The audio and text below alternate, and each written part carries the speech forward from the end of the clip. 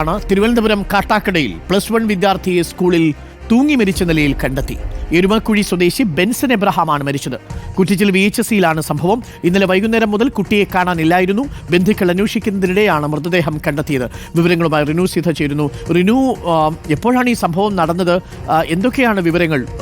എന്തായിരിക്കാം ഈ ആത്മഹത്യയുടെ കാരണം?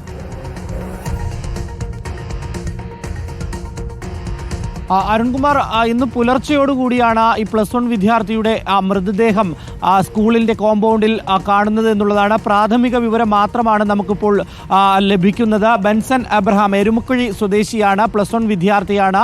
എന്താണ് ഈ മരണത്തിലേക്ക് നയിച്ചത്, അല്ലെങ്കിൽ എന്താണ് മരണകാരണം എന്നുള്ളതൊന്നും നിലവിൽ അറിയില്ല. പോലീസ് ഉൾപ്പെടെയുള്ള ഉന്നത ഉദ്യോഗസ്ഥർ സ്ഥലത്തേക്ക് എത്തുന്നു എന്നുള്ളൊരു വിവരമാണ് നമുക്ക് ലഭിക്കുന്നത്. Vocational higher secondary school Kuttichal ഏറ്റവും പ്രധാനപ്പെട്ട ഒരു സ്കൂളാണ്. വളരെ വിജയശതമാനം ഉൾപ്പെടെയുള്ള തിരുവനന്തപുരം ജില്ലയിലെ ഏറ്റവും വലിയ സ്കൂളുകളിൽ ഒന്നാണ്. ഈ സ്കൂളിലാണ് വിദ്യാർത്ഥി തൂങ്ങി മരിച്ച നിലയിൽ കണ്ടെത്തിയത് എന്നുള്ളൊരു വിവരം ലഭിക്കുന്നത്.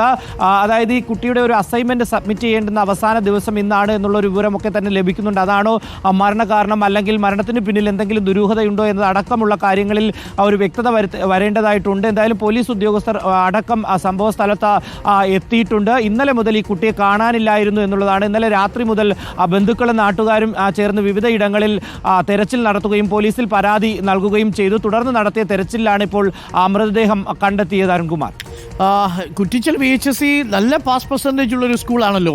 ഈ പരീക്ഷാ സമ്മർദ്ദത്തിൻ്റെയൊക്കെ ബുദ്ധിമുട്ട് എന്തെങ്കിലും ഉണ്ടാകുമോ? നമുക്കറിയില്ല. തൂങ്ങിമരിച്ച നിലയിലാണ് കണ്ടെത്തിയിരിക്കുന്നത്. ക്ലാസ് മുറിക്കുള്ളിലാണോ റിനു?